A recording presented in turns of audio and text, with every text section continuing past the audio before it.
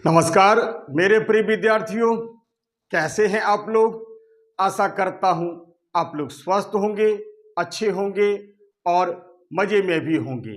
विद्यार्थियों, सबसे पहले मैं अपने YouTube चैनल यानी हिंदी एजुकेशनल चैनल में मैं आपका हार्दिक अभिनंदन करता हूं।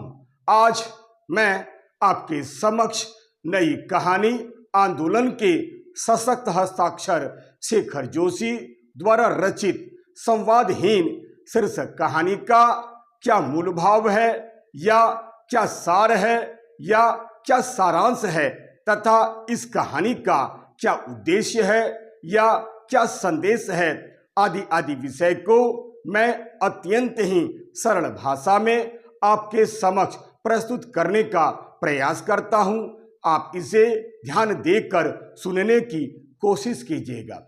जी हाँ, वीडियो शुरू करने से पहले मैं आपको यह बता दूं कि मैं इस चैप्टर पर बहुत पहले बड़ा वीडियो बना चुका हूं, जिसमें मैंने इस चैप्टर पर बहुत ही बारीकी के साथ विचार किया है। आप अपनी सुविधा के अनुसार उस वीडियो को भी देख सकते हैं। मैं यह एक अलग तरह का अति संक्षेप में वीडियो बनाने का प्रयास करता हूं, ताकि आप बहुत ही कम समय में इस चैप्टर को अच्छी तरह से समझ सकें। तो चलिए देर नहीं करते हुए मैं इस वीडियो को शुरू करता हूं। जी हां, शेखर जोशी द्वारा रचित संवादहीन शीर्षक कहानी का मूल भाव या सार या सारांश तथा उद्देश्य या संदेश। जी हां, शुरू करता हूं। संवादहीन नई कहानी आंदोलन के सशक्त हस्ताक्षर शेखर जोशी द्वारा लिखित एक श्रेष्ठ, सुंदर, बहुचर्चित तथा हृदय को छू लेने वाली एक बहुत ही मार्मिक कहानी है। इस कहानी में देखा जाए तो मुख्य रूप से दो ही पात्र हैं, जैसे गांव के रहने वाली एक बूढ़ी औरत और मिट्ठू नाम का एक तोता। जी हाँ, जिसके चारों ओर यह कहानी घूमते हुए हमें दिखलाई देती है। अन्य कई पात्र हैं, जैसे जगन मास्टर, उनकी पत्नी और गांव के कुछ लोग। ध्यान दीजिएगा, ये सभी पात्र इस कहानी के विकास में केवल सहायक हुए हैं। सच पूछा जाए तो यह कहानी एक कहानी नहीं है, बल्कि एक गांव की रहने वाली बूढ़ी औरत, जिसे लोग ताई कहते हैं, उसके अकेलेपन को दर्शाने वाली एक मार्मिक कहानी है। ध्यान दीजिएगा, एक समय था जब उनका परिवार भरा पूरा था, यहाँ तक कि घर में नौकर चाकर भी थे। लेकिन एक ऐसा भी समय आया जब समय के साथ शादी ब्याह हो जाने के बाद बच्चे शहरों में जा बसी, बेटियों का विवाह हो गया। धीरे धीरे घर में काम करने वाली नौकर चाकर भी छोड़कर चले गए। अंत में ताई उस बड़े से सुने घर में बिल्कुल अकेली रह गई। यहाँ तक कि कोई उनसे बातचीत करने वाला भी इस घर में अब नहीं रहा। कुछ दिनों के बाद संभवतः उनके इस सूनेपन को दूर करने के लिए गणपत नाम का एक व्यक्ति उन्हें एक पहाड़ी तोता ला कर दिया, ताकि ताई का अकेलापन दूर हो सके। इस तोते का नाम मिट्ठू तोता रखा गया। ध्यान दीजिएगा, ताई अपने मिट्ठू तोते से बहुत अधिक प्यार करती थी। वह केवल उससे प्यार ही नहीं करती थी, बल्कि उसके बिना तो वह रह भी नहीं पाती थी। धीरे धीरे मिट्ठू तोता जल्दी ही ताई के जीवन का आधार बन जाता है। ताई ने धीरे धीरे करके मिट्ठू तोता को बोलना भी सिखला दिया था। ध्यान दीजिएगा, जो ताई कभी खुद के लिए भी खाना बनाने में आलस्य करती थी, वही ताई अब मिट्ठू तोता के लिए नियम से दाल भात बनाती थी। यही नहीं, ताई घंटों बैठकर मिट्ठू तोता को अपने पुराने दिनों के, अपने पुराने वैभव के दिनों की कहानियां भी सुनाया करती थी और मिट्ठू तोता भी राम राम सीताराम और हर हर गंगे कहकर उनसे संवाद यानी बातचीत किया करता था। ध्यान दीजिएगा, मिट्ठू तोता केवल ताई के लिए एक पक्षी नहीं था, बल्कि ताई के लिए सुख दुख का एक साथी था, ममता का केंद्र था, संवाद करने का एक माध्यम था। ध्यान दीजिएगा, कुछ दिनों के बाद गांव के लोग कुंभ स्नान करने के लिए प्रयागराज यानी इलाहाबाद जा रहे थे। ताई भी उनके साथ कुंभ स्नान करने के लिए प्रयागराज जाने का निर्णय लेती है, यानी ताई भी कुंभ स्नान करने के लिए जाना चाहती थी। वे मिट्ठू तोता को किसके भरोसे छोड़कर जाएंगी तथा उसकी सुरक्षा को लेकर बहुत चिंतित हो गई थी। अंततः उसी गांव में रहने वाले जगन मास्टर की पत्नी ने सारी जिम्मेदारी ले ली और बूढ़ी ताई को बिल्कुल निश्चिंत कर दी। इसलिए खुश होकर ताई उसे यानी मिट्ठू तोता को जगन मास्टर की पत्नी मास्टराइन के पास छोड़कर जाती है और कुंभ स्नान करने के लिए प्रयागराज यानी इलाहाबाद चली जाती है। ध्यान दीजिएगा, जगन मास्टर एक आदर्शवादी व्यक्ति थी जो स्वतंत्रता के पक्षधर थे। उन्हें पक्षियों का इस प्रकार पिंजड़े में कैद रखना बिल्कुल पसंद नहीं था। इस बात को लेकर पति और पत्नी में कई बार झगड़े भी हो चुके थे। जो भी हो, वे इस पक्षी को किसी भी कीमत पर मुक्त कर देना चाहते थे।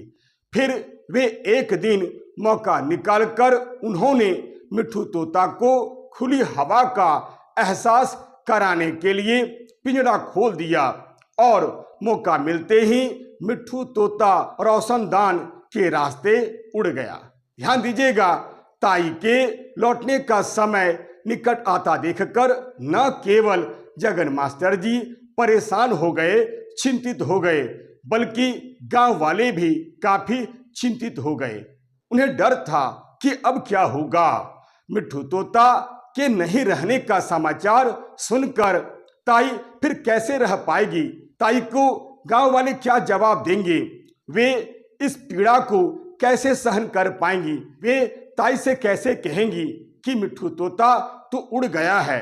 कारण गांव के सभी लोग जानते थे कि ताई मिट्ठू तोता से कितना प्रेम करती है। यहाँ तक कि ताई और मिट्ठू तोता के बीच के प्यार को देखकर गांव वाले यही अंदाजा लगाया करते थे कि ताई की जान तो मिट्ठू तोते में अटकी हुई रहती है, फिर उसके बिना तो ताई फिर कैसे रह पाएगी? जो भी हो, फिर गणपत के सुझाव पर मिट्ठू तोता जैसा एक दूसरा तोता यानी बाजारू तोता लाकर पिंजड़े में रख दिया गया। जगन मास्टर नए तोते को नित्य पाठ पढ़ाया करते थे। जगन मास्टर रोज नए तोते को कुछ न कुछ सिखलाने का प्रयास करता था, जिसे ताई ने मिट्ठू तोते को सिखला दिया था, परंतु सफलता नहीं मिल रही थी। जो भी हो, फिर जैसे ही ताई तीर्थ यात्रा करके घर लौटी, सीधे अपने घर नहीं जा करके सीधे जगन मास्टर के घर चली गई। वहां जाने के बाद देखती है कि नया तोता किसी भी तरह की प्रतिक्रिया व्यक्त नहीं कर रहा है। ताई के पूछे गए सवाल का एक भी जवाब नहीं दे रहा है।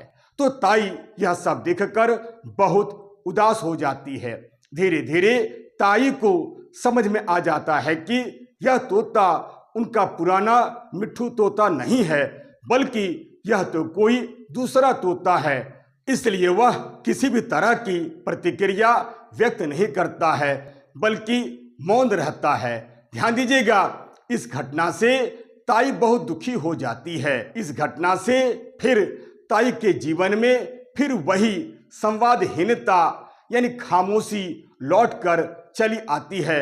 यह कहानी यहीं समाप्त हो जाती है। ध्यान दीजिएगा, जिससे कहानी का शीर्षक संवादहीन भी सार्थक दिखलाई पड़ता है।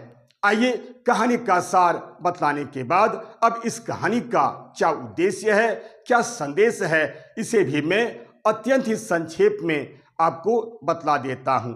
जी हां, नई कहानी आंदोलन के सशक्त हस्ताक्षर शेखर जोशी द्वारा रचित संवादहीन शीर्षक कहानी का उद्देश्य या संदेश। ध्यान दीजिएगा, संवादहीन शेखर जोशी द्वारा लिखित एक श्रेष्ठ, सुंदर, बहुचर्चित तथा हृदय को छू लेने वाली एक बहुत ही मार्मिक कहानी है। यह एक उद्देश्य प्रधान तथा संदेश प्रधान कहानी है। इस कहानी का प्रमुख उद्देश्य आधुनिक समाज में बढ़ते हुए अकेलेपन और बुजुर्गों की होने वाली उपेक्षा को उजागर करना है।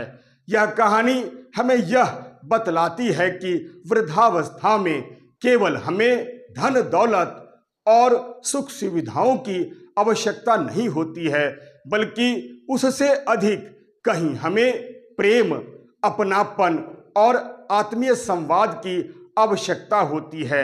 यह हमारे अकेलेपन को दूर कर देता है। साथ ही साथ इस कहानी के माध्यम से लेखक ने हमें यह भी संदेश दिया है कि मनुष्य और पशु पक्षियों के साथ प्रेमपूर्ण संबंध भी होना चाहिए। यानी कहानीकार ने इस कहानी के माध्यम से मनुष्य और पशु पक्षियों के प्रेमपूर्ण संबंध को भी उजागर किया है। यही नहीं, यह कहानी हमें बुजुर्गों का सम्मान करने, उनसे प्रेम की बात करने तथा बेजुबान पशु पक्षियों के प्रति दया, प्रेम और करुणा रखने की सीख देती है। इतना ही नहीं, यह कहानी प्रत्येक जीव जंतुओं की स्वतंत्रता के अधिकार को भी समर्थन करती है। आशा करता हूं आप इस वीडियो के माध्यम से शेखर जोशी द्वारा रचित संवादहीन शीर्षक कहानी का क्या मूल भाव है, क्या सार है, क्या सारांश है तथा इस कहानी के माध्यम से कहानीकार ने हमें क्या संदेश दिया है, आपने इसे अच्छी तरह से समझ लिया होगा। यदि आपको यह वीडियो अच्छा लगता है, हर प्रकार से उपयोगी जान पड़ता है, तो आप इसे लाइक करें, शेयर करें और हो सके तो सब्सक्राइब करना बिल्कुल नहीं भूलें। तब तक के लिए नमस्कार, धन्यवाद।